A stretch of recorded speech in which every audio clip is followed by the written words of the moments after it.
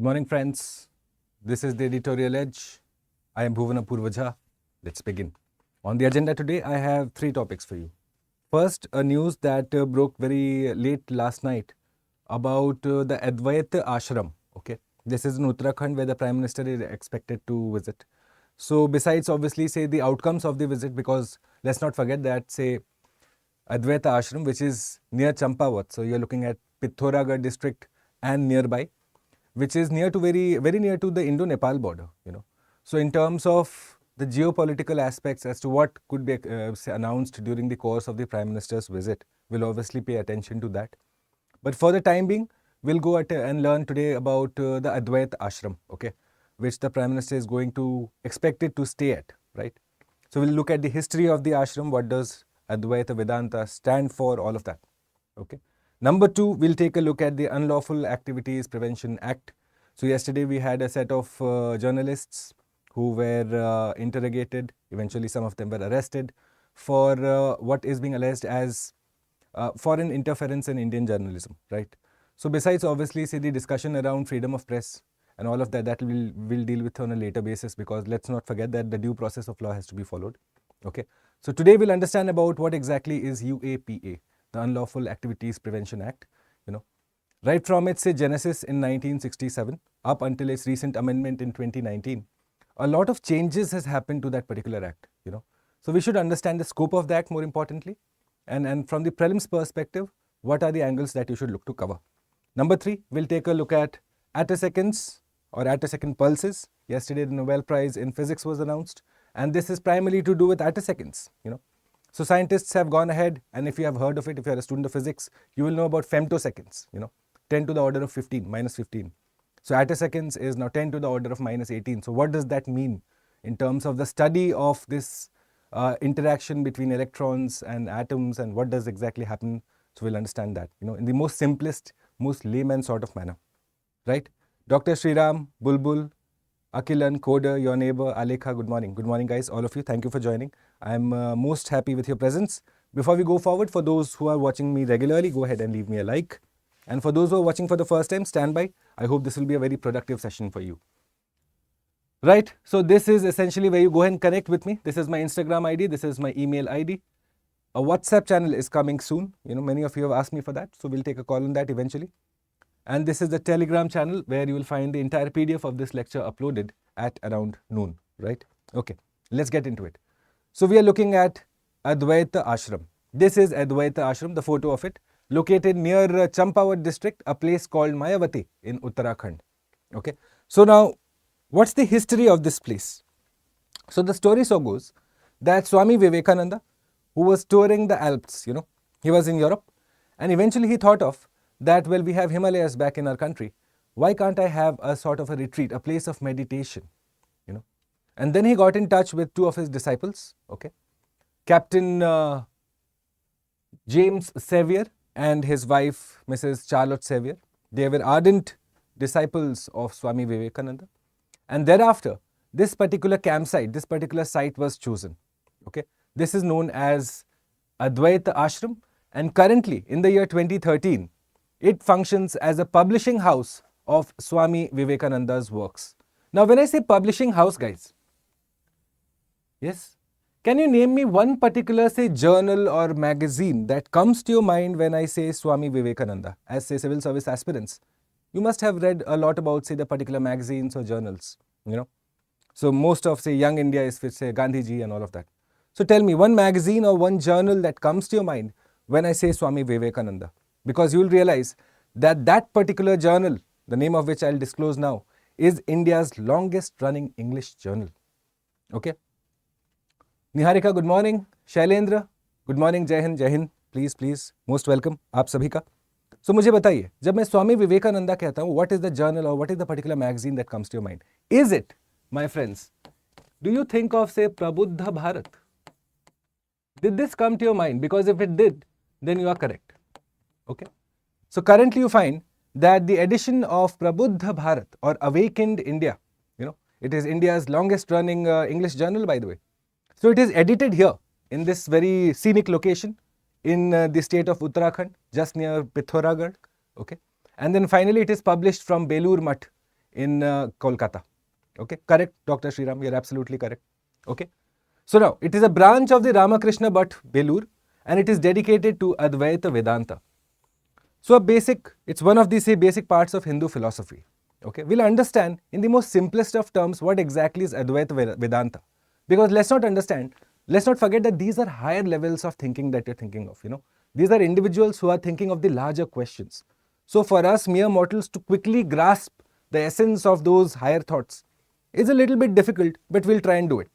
Awakened India, you're absolutely correct, your neighbor. Okay.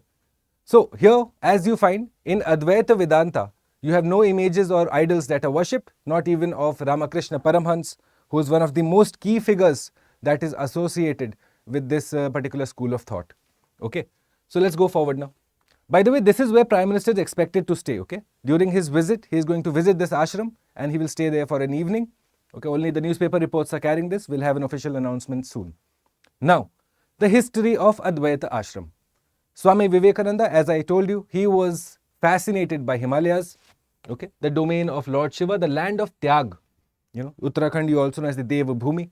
Okay, so now during his tour of the Swiss Alps, the idea to found a particular ashram in similar conditions in India took shape. Thereafter, Captain Sevier and Mrs. Sevier come into the picture, and along with Swami Swarupananda, another disciple of Swami Vivekananda, who went on to become the editor of Prabhuddha Bharat.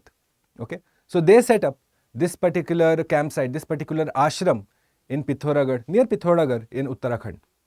So as I told you, it has a printing press of its own and it publishes Prabhuddha Bharat. But more importantly, what you find is that Swami Vivekananda had also stayed here. Okay, the story so goes that eventually it was just Captain Sevier and his wife, Mrs. Sevier, who were staying at this place. Then you had one of them who went severely ill. So Swami Vivekananda had come there for some time and eventually stayed at this particular location. Okay, which is why it gains relevance now, because it's one of the few spots in India where we have a record of Swami Vivekananda going, staying, camping there for a night, speaking to his people. Okay, all of that is recorded in the history of Advaita Ashram. Okay, now let's understand what exactly is Advaita philosophy. Okay, so now if you go ahead and consider the Upanishads, for example. Okay, now how Swami Vivekananda puts it in his own language, guys. This is Swami Vivekananda's language. He says that just as we know by holding a lump of clay, right, that we have knowledge of all the clay that exists in the entire world, right? So what is it that when we go ahead and consider the same, extrapolate that same logic to a human being, a man, a person, is there something that is common in all of us? What is the larger purpose is what he's asking. Okay, so when you realize that Advaita Vedanta is essentially knowing what is it that we know of the universe. It is to generalize the whole universe into one essentially. Okay, the Advaita Vedantists go ahead and they generalize the whole universe as one. First things. Number one. Okay, this is what they do. What's the philosophy? The basic tenets, look at it. Okay, thereafter they claim that the whole universe is one and the being is what? The Sat that they call it. It manifests itself in various forms. So the being or the Sat, this manifests in various forms. Okay, now here is the question that they're seeking to answer. That this Sat, this being, this inner soul, if you can so consider, if this is immortal, if this is unperishable, how is it able to take forms and shapes such as you and I that are perishable? Okay, this is one of the primary questions the Advaita Vedanta philosophy or school of Hindu philosophy seeks to answer. Right. Thereafter, point number 3, if I were to just go ahead and write it for you, what exactly does it go ahead and what does it speak about? So it says that there is something called Vivartavada or apparent manifestation. Okay, Vivartavada, or essentially this is to be known as apparent manifestation.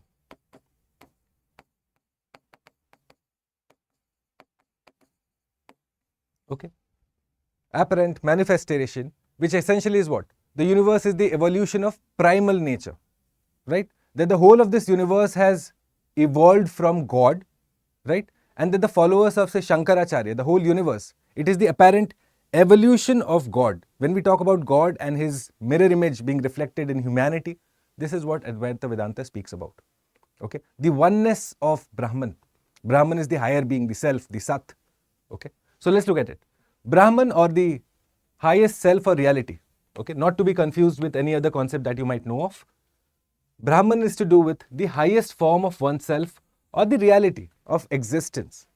So it is the ultimately the real, while the transient phenomenon world is an illusionary appearance, Maya, that the Brahman is subjected to.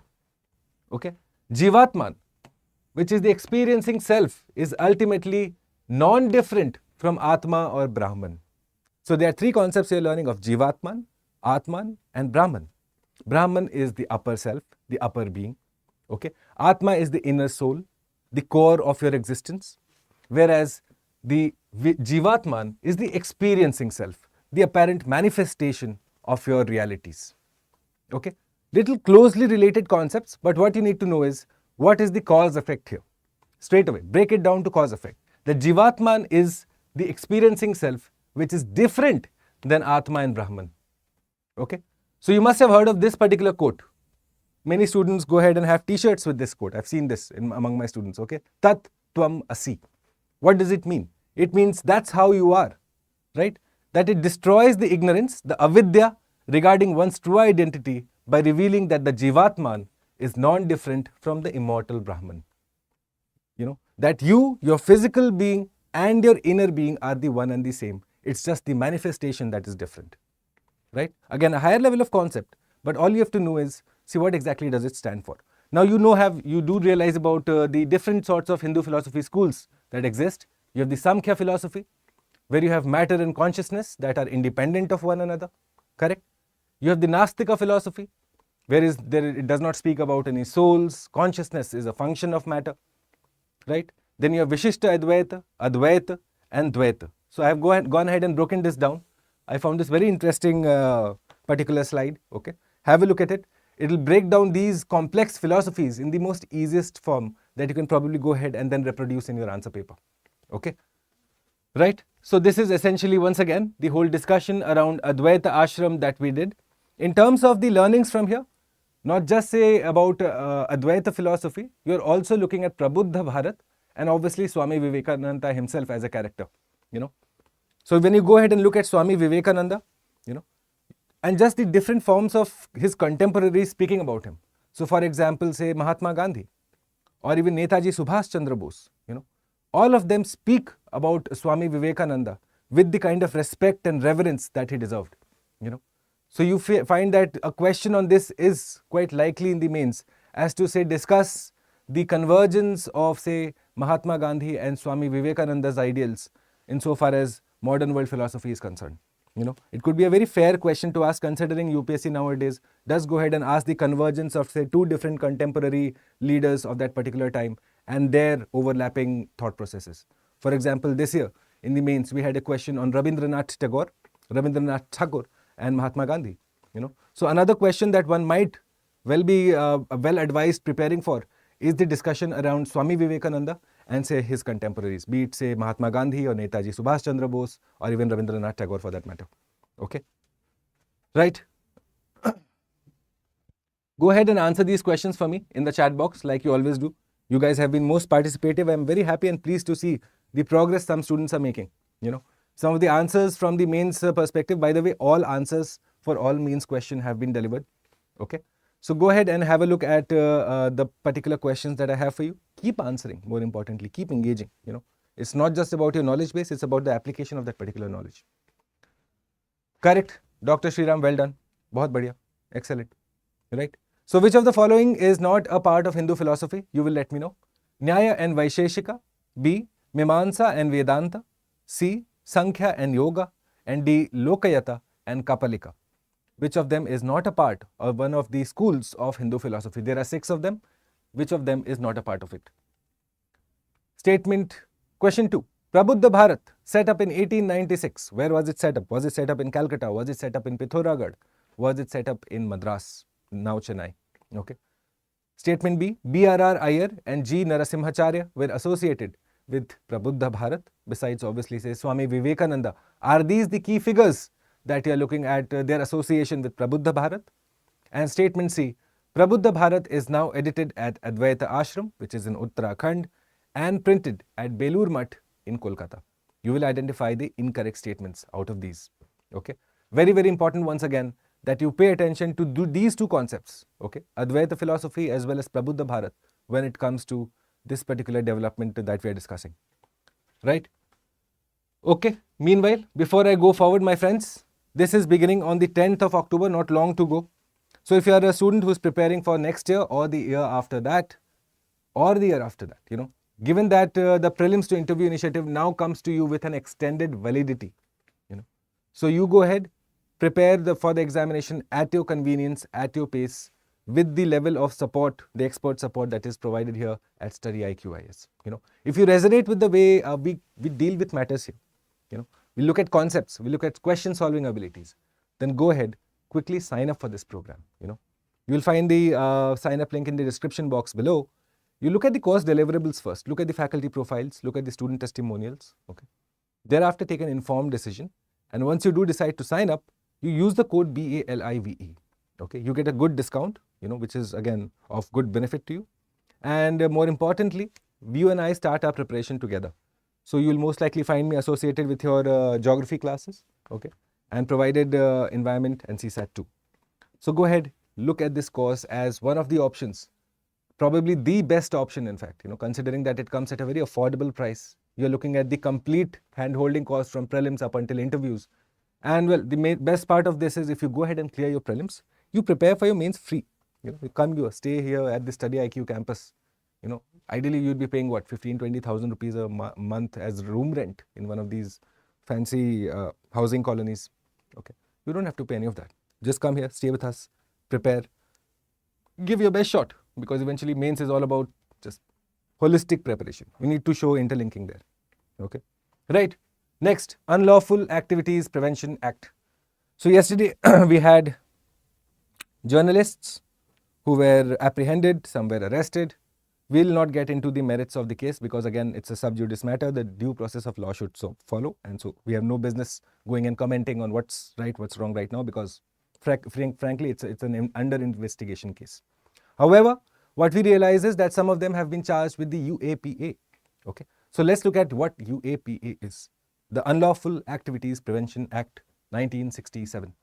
So before that, before the UAPA came into action, so you had a particular Criminal Protection Act, okay, Criminal Act essentially.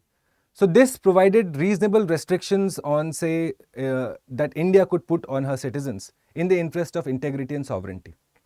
But what you found was that the Supreme Court did not agree to it because it did not have legislative backing. Okay, there was no particular, say, provision in the Constitution to enforce that particular act, which is why in the year 1963 you had the Constitutional 16th Amendment Act, which gave Parliament the authority to set reasonable restrictions, in the interest of sovereignty and integrity of India. Yes, the Parliament could go ahead and set reasonable restrictions on the rights of individuals or a group of individuals. So what were the reasonable restrictions? Number one, freedom of speech and expression, obviously. Statement B, right to assemble peacefully and without arms. This was taken away. This could be taken away.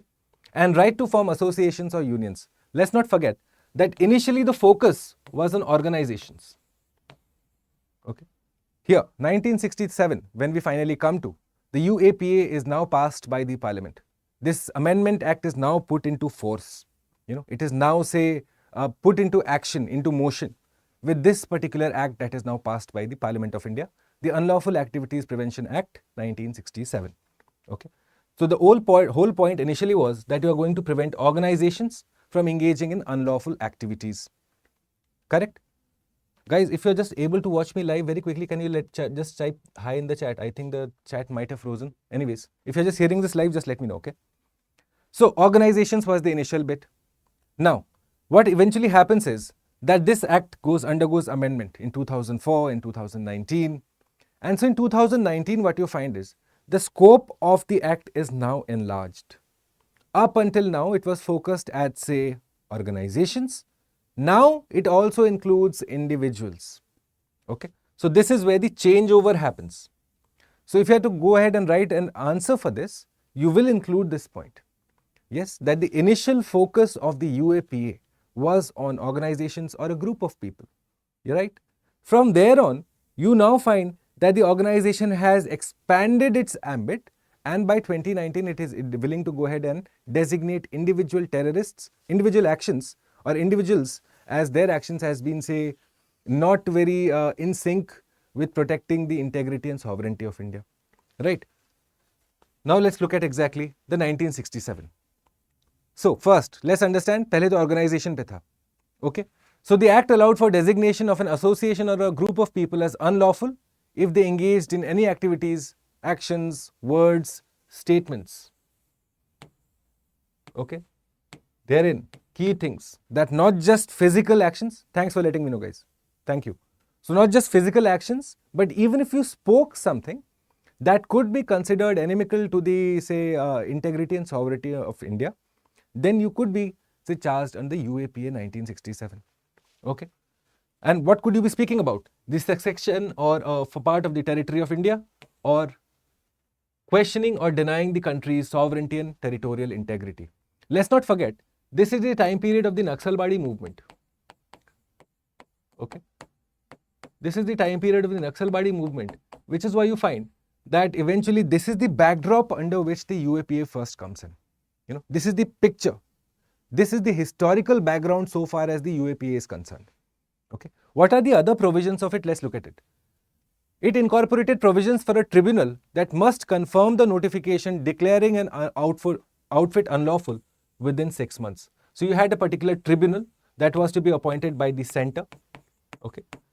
Now, ideally it was considered to be a high court judge. Okay. And a one-person tribunal, single judge, bench tribunal. This was to be provided for. Okay. Now currently, in its present form, in 2023, after the amendment, here is the changeover now, guys. It includes provisions to prevent the use of funds for terrorist purposes, including money laundering. Now, why have I underlined this? Because this is the fundamental basis of the action against the journalist that has been taken by Delhi police. Okay. That credible evidences exist of, say, these kind of financial transactions from a country that we do not share friendly relations with. Even though we are not at war, we do not, say, engage in friendly relations. And given that this is the age of psychology, say, psyops, you know, misinformation is a tool to create civil strife, right? So that is the basis, fundamental basis of this action behind this particular action taken by the Delhi police. Okay. The declaration of associations as unlawful, punishment for terrorist acts, threatening the nation's security, including its economic security. You realize the wide ambit. This is what you're going to remember, that the scope of this entire act is wide. Yes, the state gives itself the maximum power to go ahead and set what it construes as reasonable restrictions on individuals or a group of individuals. Okay. So the extent of application. Now, for example, that fellow, Gurpatwant Singh Pannu. So now, he is outside India. So can he be charged under UAPA? Well, absolutely. You realize that the UAPA, the scope of this is essentially not just for citizens, but also for foreigners, and within India and outside India, both. Okay. This is the expanse again. Just as I tell you, the scope of this entire discussion is wide. Any person who commits an offense outside of India, right, would be treated in accordance with its provisions in the same manner if the offense had been committed within India. The mere fact that you are outside the territorial jurisdiction of India is not a hindrance insofar as the application of UAPA to an organization or an individual is concerned. Statement 1, absolutely correct. Right? Application, citizens of India outside India, persons in the service of the government, persons on ships and aircraft that are registered in India, because again, they are considered to be the sovereign property of the country. Yes, if a ship which is bearing an Indian registration, flying an Indian flag, if it is attacked by a particular, say, any other country's navy, it is considered a direct affront to the sovereignty of the country. Okay. So this is again in line with that very thought. And if the central government believes that a certain association has become unlawful, it may proclaim the association to be unlawful by publishing a notice in the official gazette. So once this gazette notification is issued, now what is the primary thing? Grounds for issuance must be stated. So transparency is also being maintained here, that the government goes ahead and justifies as to say, why am I banning, say, Lashkar-e-Toiba, or why am I banning, say, Khalistan Force? Whatever the different organizations that you can think of, there are around 15, 16 of them. All of them have been banned for a period of what you're considering to be 5 years. Earlier it was 2 years. Okay. Earlier you could be banned for a minimum period of 2 years, but now that has been extended up to 5 years. Okay. Now, given that under UAPA, the normal rights of trial are also curtailed. Okay.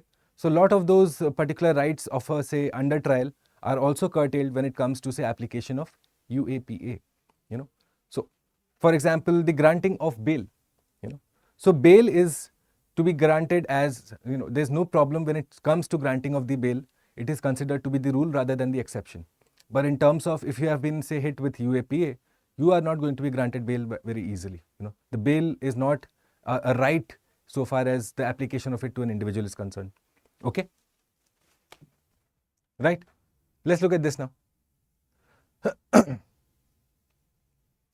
What is the maximum time period for which an unlawful organization may be prohibited before reconsideration under UAPA 2019? What is the maximum time period? Is it 6 months, 1 year, 2 years, 5 years? Okay. More importantly, one thing that also you need to realize is that under UAPA 2019, okay, you are also looking at cash and seizures. Okay. Cash and other materials that can be seized. Now, what are these cash? Is it just, say, in rupees form? No.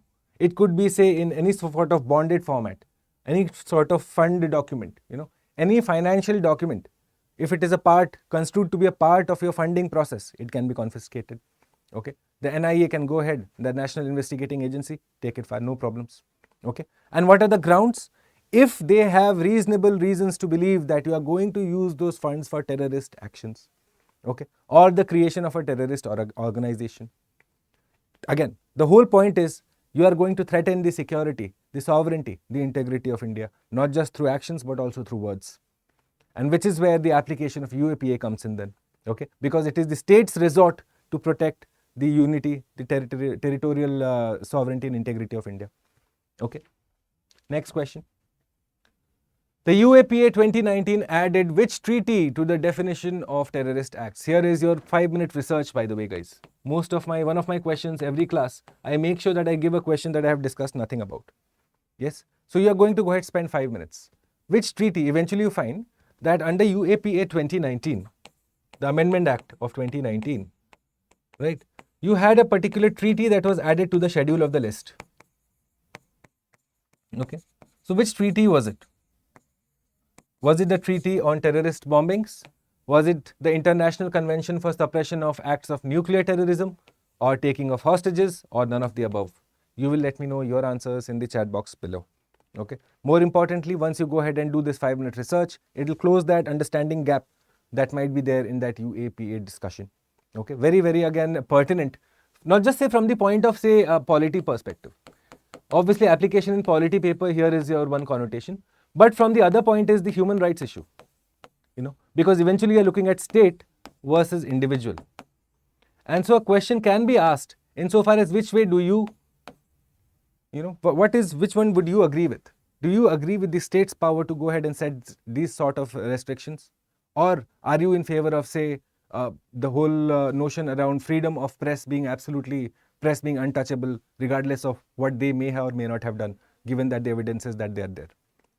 So again, it's for you to justify. Eventually, you will take a position and justify your answer. Right? We have completed 2 topics. If you have understood these so far, if you're resonating with the way we connect, go ahead and leave me a like. More importantly, guys, the like counter refuses to move forward. Okay? And if you have any doubts, make sure you reach out to me. Don't carry forward your doubts. Okay? This is my Instagram ID, Bhuvan StudyIQ. And this is my email ID, bhuvan.jha@studyiq.com. Right, let's look at attosecond pulses, my friends. This was announced last evening, by the way. The Nobel Prize in Physics Yes? Okay, tell me, those of you who are watching me live, which subject is the Nobel not awarded in? Huh? किस subject में नहीं दिया जाता है? For example, if I give you options, or maybe the question is there today, that if I give you options, say physics, chemistry, literature, maths, economics, and peace. So in which of these is a Nobel not awarded? Let me know in the chat very quickly. Okay. So what you find is that the Nobel Prize in Physics announced yesterday, and Pierre Agostini, Perne Crowns, and Anne Hullier were awarded this year. Okay. Now what have they been awarded for? More importantly, the names never get asked by UPSC, but sometimes you will find that questions get asked on the type of research that these Nobel laureates did. Okay. Economics में नहीं दिया जाता. Then what did Abhijit Banerjee get it for? Abhijit Banerjee and his partner. Didn't they get a prize in economics very recently, guys? Huh? Think for a moment. Maybe it's different to economics, the Nobel Prize, but it's considered equivalent to Nobel Prize. यही बनता है एक scene. ठीक है? Anyways, you let me know your answers. So, what did they get this Nobel Award for? Looking at electrons in atoms during the incredibly tiniest of split seconds. Okay. What they have done is that here is your interaction between an electron and an atom. You know that this collides together, and when it collides, there is a pulse that is generated. Okay. Now, to the naked eye, obviously it's impossible. For example, when we look at the hummingbird itself, the way it goes ahead and flaps its fingers, it's almost very difficult for the naked eye to fathom. So here you're looking at the time period, the time period of this entire process happening between an electron and an atom. This whole time period is less than around 10 to the order of minus 18 seconds. Okay. So one of the articles put it very interestingly, that the time period we are taking into question, yes, in 1 second is more than the entire number of seconds since the beginning of time that we know it, since the GTS has come into time. Okay. So that is the whole point of it. Okay. So atom's natural time scale is incredibly short, because again, this whole interaction is happening, like by the time I stop finishing this, a billion times has already happened. Okay. So it's incredibly short. In a molecule, atoms can move and turn in millionths of a billionth of a second. Millionth of a billionth of a second, which is known as femtosecond, 10 to the order of minus 15, which is femto. What these researchers, these scientists have done is, they have gone ahead and found it in the order of attosecond, which is 10 to the order of minus 18 seconds. Do you realize? So they have broken it down to the billionth of a second. Now this is important. Why? Because we are able to observe this collision and the generation of that pulse, that signal, very clearly now. How clearly, you might ask? Not clearly enough. And this is in the words of the scientists themselves, that even studying at that level, the entire collision happening and the pulse so getting generated, even that right now is quite blurry, in spite of us breaking it down to the billionth of a second. Okay. So let's look at attosecond pulses. Okay. So electrons move or change energy rapidly in the magnitude of attoseconds, which makes them difficult to study. That is the whole point of it. That because this is happening so quickly, yes, this interaction between electrons and atoms is happening so quickly, that you need to go ahead and almost slow down time to look at it and the whole interaction that is happening between these two entities, right? And so scientists are still trying to figure out how they go ahead and make that sort of predictions, that sort of models where they're going to study this collision between an electron and an atom in the order of less than 10 to the minus 18 seconds. Okay. So these pulses have been used to explore the detailed physics of atoms and molecules. This generation of a pulse after the collision between an electron and an atom. Yes. So this gives you the scope for larger study and larger applications once again. You're looking at medical diagnostics, you're looking at, say, more of application in semiconductor technology, right? All of them coming why? Because scientists are eventually able to figure out that they are recreating these pulses. They're shining these laser lights through a gap, and thus they're able to study such rapid movements very closely. The moment you're able to study these rapid movements closely, then you understand say why matter behaves the way it behaves. How things behave the way they do. That is very important. Say example, and this medical diagnostics example. So how does exactly cancer work? How is it exactly going and percolating your cell? How is it stopping your cell from, say, growing? All of that can be studied if the concept of elemental matter can be studied. Okay, which is why the study of attosecond pulses has been given this year's Nobel Prize in Physics. Okay, this is a very important infographic that I found for you. So just have a look at it. It breaks down this entire concept in the most simplest of languages. I'll be sharing this on my Telegram channel. Just have a look at it, and I think it should be useful for all the students. Okay. So now let's look at this question. Which of the following has not been conferred with a Nobel Prize? Rabindranath Tagore, Abhijit Banerjee, His Holiness the Dalai Lama, the 14th Dalai Lama, or none of the above? Okay. You will let me know. So obviously one person that we know, about whom it is often said that it is not his loss that he did not get the Nobel, it is the Nobel's loss that we were not, a part of his journey. That individual is Mahatma Gandhi, right? So he was one person, nominated 5 times, never got the Nobel Prize. What about these individuals? Which of them have never been given a Nobel Prize? Okay, let me know your answers. Question 6, and I think this question has been answered by many students here. Good, more or less. So in which of the following fields is a Nobel Prize not awarded? Okay, in the class I have mentioned around, say, 5 fields in which the Nobel Prize is awarded. If you were discerning enough, if you were sharp enough, you must have heard that. Okay, so go ahead and answer this question for me. Mathematics, literature, economics, or is the Nobel Prize awarded in all of the above? You will let me know your answers in the chat box. Make it in a linear format. It helps me evaluate your answers better. Okay. Okay, this is where you find the PDF of the entire lecture, guys. Meanwhile, let's look at the questions of yesterday. First question, decarbonation. The keyword.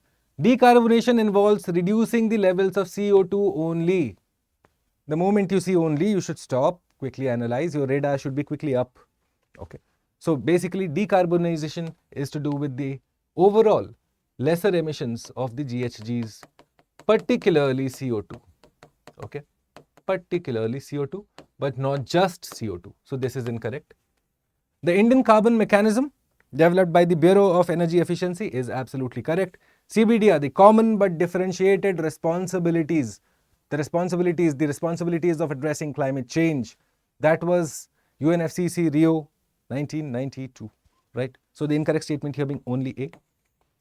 Okay, let's look at this. Question B. Arrange the following stations from Mumbai Ahmedabad high-speed railway project from south to north. When you are going from Mumbai to Ahmedabad, which station comes first? Okay, let's see.